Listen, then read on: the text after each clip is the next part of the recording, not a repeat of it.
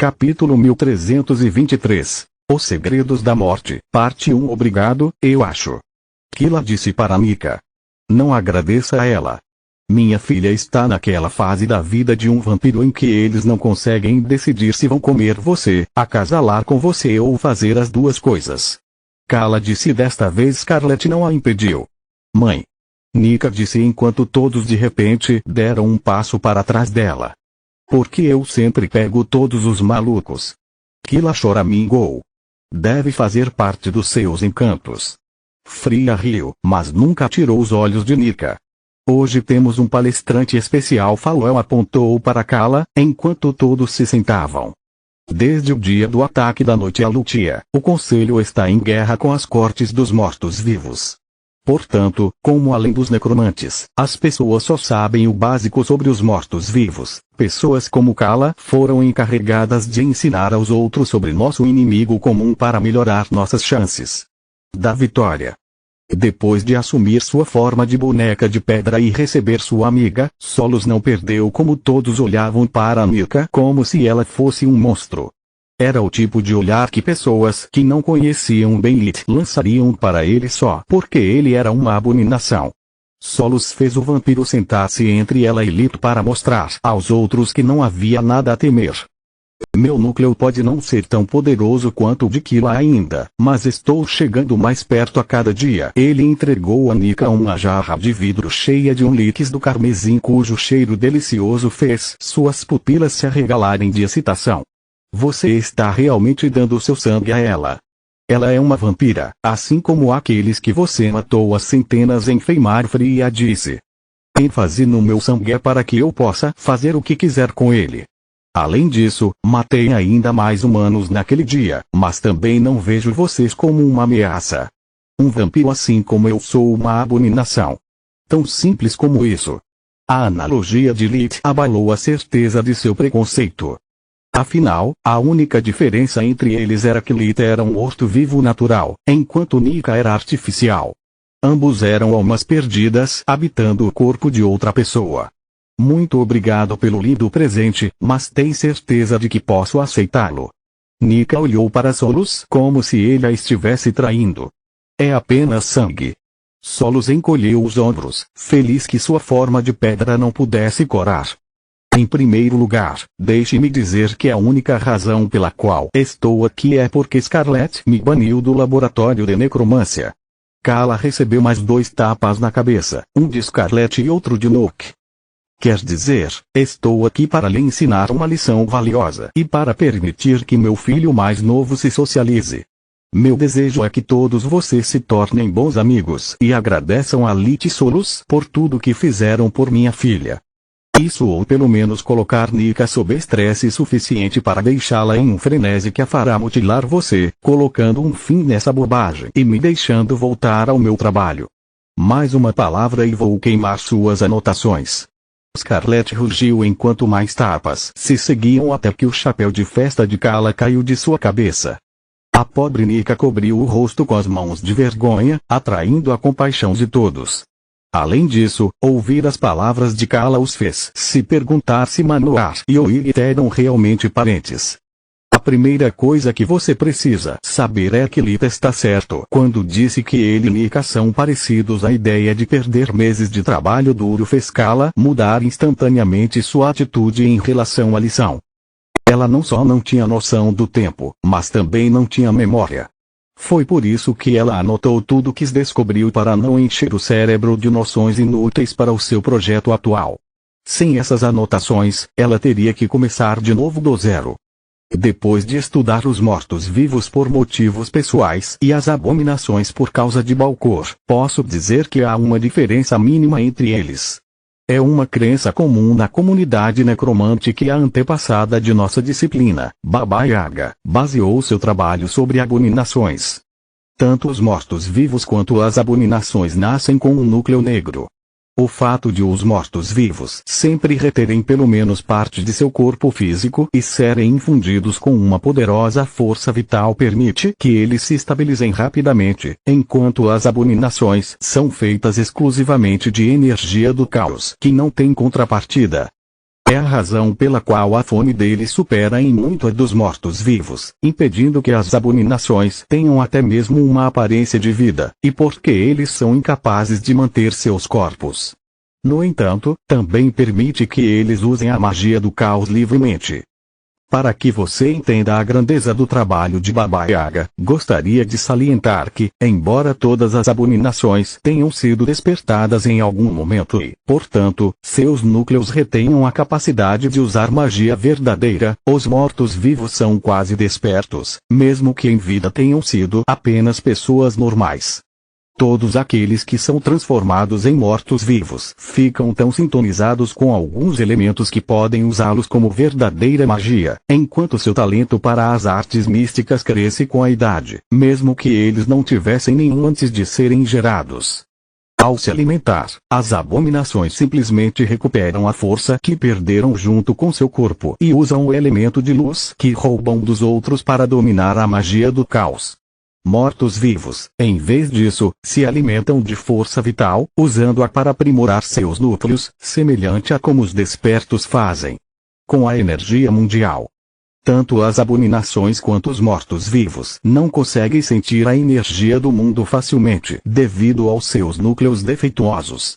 É por isso que Baba Yaga compensou isso permitindo que seus filhos se alimentassem de mais do que apenas o elemento luz.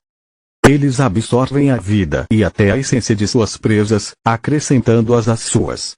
Como você já deve saber, a única diferença entre mana e energia mundial é a presença do sétimo elemento, a magia espiritual. A magia espiritual é absorvida para que o morto-vivo possa prolongar sua existência, enquanto os outros elementos, após serem reduzidos à energia mundial, podem ser assimilados pelo núcleo sanguíneo. Kala disse. Espere um segundo. Pelo que eu sei, as abominações não conseguem sentir a energia do mundo. Lit disse. Essa é uma das principais diferenças entre abominações e Eldritches. Apenas estes últimos são completamente isolados por Mogar. Uma abominação recém-nascida pode encontrar o geyser de mana para se estabilizar, assim como o titereiro que você enfrentou em Gera poderia usar seu corpo orc para sentir e manipular a energia mundial através dos cristais. Kala balançou a cabeça. O que significa que, em teoria, uma abominação pode despertar como um morto-vivo. Seus núcleos defeituosos dificultam e mesmo em caso de sucesso, a progressão de seus núcleos é muito mais lenta que o normal. A maioria dos despertos que decidem se transformar em mortos-vivos, primeiro esperam até atingirem um núcleo violeta brilhante ou pelo menos um azul brilhante. Dessa forma, uma vez que a transformação terminar, eles podem facilmente trazer seu núcleo sanguíneo de volta ao nível anterior, apenas alimentando-o em vez de perder tempo com a acumulação. Kala disse. O mesmo vale para magos falsos também. Kila perguntou. Já que tenho um núcleo violeta profundo, eu o manteria depois de ser transformado. Além disso, o que acontece se eu morrer primeiro e depois um necromante transformar meu corpo em um morto-vivo? Capítulo 1324. Os Segredos da Morte, Parte 2. Todos olharam para Nika, que por acaso habitava o corpo de um assassino perturbado. Kala a ressuscitou dos mortos para torturar a mulher cruel novamente, apenas para descobrir que a mente do vampiro recém-nascido era uma lousa em branco. Apesar de sua estranheza, o Ygit não suportava dar vida a Nika apenas para deixá-la morrer de fome ou de luz do dia, então ela aceitou Nika como se fosse sua. Estou com tanta inveja de você. Kala respirou fundo e suspirou. Ainda estou no nível azul porque esqueci que a acumulação era uma coisa até alguns dias atrás, quando Scarlet, aquela tirana do meu senhorio, Scarlet colocou uma pilha grossa de papéis sobre uma chama forte, forçando Kala a se concentrar. Quero dizer, todas essas são perguntas excelentes. Se você fosse transformado em um morto-vivo enquanto ainda estivesse vivo, seu núcleo roxo profundo não perderia sua força. Quando você morre, no entanto, seu núcleo se dissipa. Usar seu corpo como um recipiente cria um novo ser com seu próprio núcleo sanguíneo que começa no equivalente morto-vivo do vermelho profundo. Tenha em mente que núcleos poderosos são raros e mesmo que a nova alma também tivesse um núcleo violeta, levaria muito tempo para recuperar sua força, já que a alimentação permite que o morto-vivo obtenha apenas um mana que flui através da presa, não seu núcleo. O Igit disse. E se eles despertassem? Eles seriam capazes de se recuperar instantaneamente com revigoramento. Freya perguntou. Não. Eles não fariam. A julgar pelas suas perguntas, parece que não consegui explicar adequadamente um dos conceitos mais básicos dos mortos-vivos. Ao contrário dos seres vivos que precisam refinar seus corpos para exercer força, os mortos não treinam seus embarcações. A força de uma abominação não vem tanto de seus músculos, mas sim da energia do caos, tão densamente compactada que pode interagir com a matéria física. No entanto, também requer um grande grau de controle e força de vontade para não destruir tudo o que toca. Os mortos-vivos, em vez disso, usam a força vital, a parte vermelha de seus núcleos sanguíneos, para isolar a escuridão que os anima. Sua força não vem dos músculos ou da mana, mas de sua força vital. Quando um morto-vivo nasce, ele tem o dobro da quantidade de uma criatura normal. A força vital de seu corpo mais a de seu pai. Ao se alimentar, eles não apenas assimilam um mana da vítima, mas também parte de sua força vital. É a única maneira que eles têm de manter seu corpo e núcleo sanguíneo equilibrados, caso contrário, eles explodiriam como qualquer um que falha em evoluir ou despertar seu núcleo. É a razão pela qual o sangue de um desperto poderoso como Lith é tão precioso para minha filha. A perda da centelha de força vital que ele contém não causa nenhum dano a Lith, mas concede a Nika a possibilidade de assimilar todo o mana infundido em seu sangue. Se ela colocasse as mãos no sangue de Manolar, Nika seria capaz de absorver apenas uma fração da mana que contém, porque seu corpo é o de um humano. O sangue de Manolar é mais rico em mana do que o de Lith, mas a fraca força vital limita a taxa de absorção de energia, de modo que tudo que ultrapassa um certo limite é perdido para manter o equilíbrio entre o corpo e o núcleo. Ao mesmo tempo, porém, sua capacidade de acumular força vital torna os mortos-vivos fisicamente mais fortes que os humanos e até mesmo os animais. Eles podem converter a força vital em velocidade, força e até mesmo massa à vontade. É assim que funciona a forma quiróptera de um vampiro ou a habilidade de um Draugr de obter algo maior. Kala disse. Então os mortos-vivos são uma mistura equilibrada de mana e força vital, enquanto as abominações são energia viva. E quanto aos lixes, então? Flória perguntou. Lixes não são realmente mortos-vivos porque, em primeiro lugar, nunca morrem. Ao dividir sua força vital e núcleo de mana ao meio e selá-los em um filactério, eles ficam para sempre suspensos entre a vida e a morte.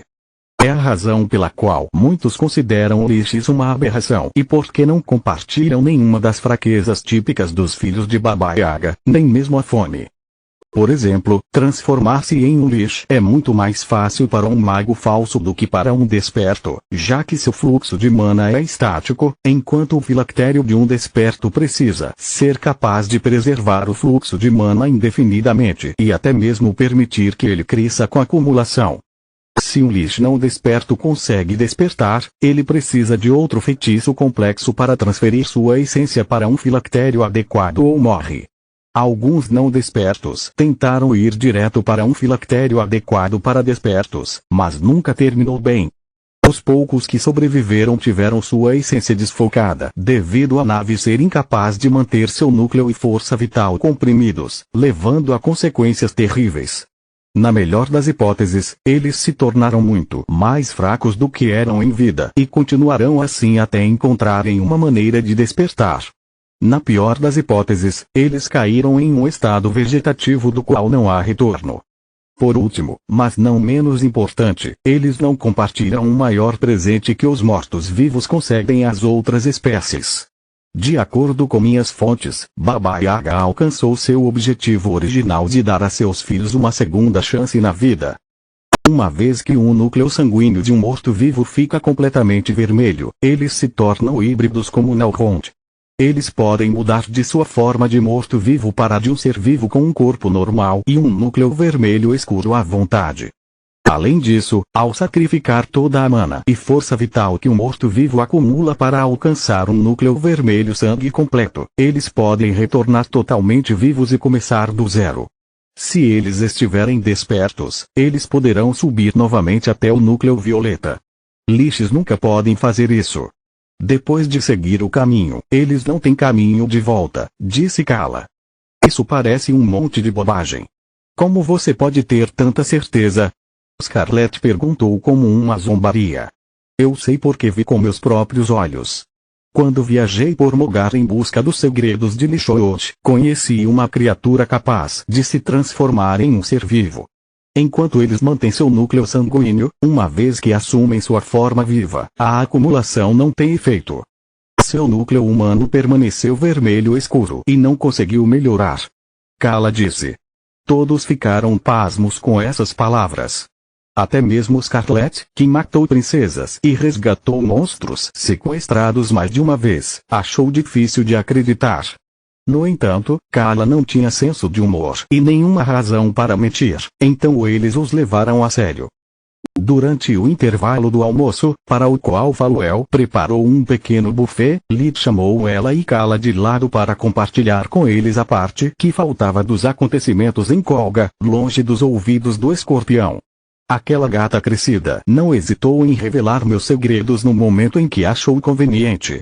Claro, graças a isso Faluel me acolheu, mas isso ainda me irrita, Lit pensou. Ele precisava compartilhar o conteúdo de sua conversa com Mogar com Faluel porque ela era seu principal elemento de ligação com o conselho e com Kala porque ela havia provado mais uma vez ser a maior especialista em mortos-vivos que Lit conhecia. Continua no próximo vídeo.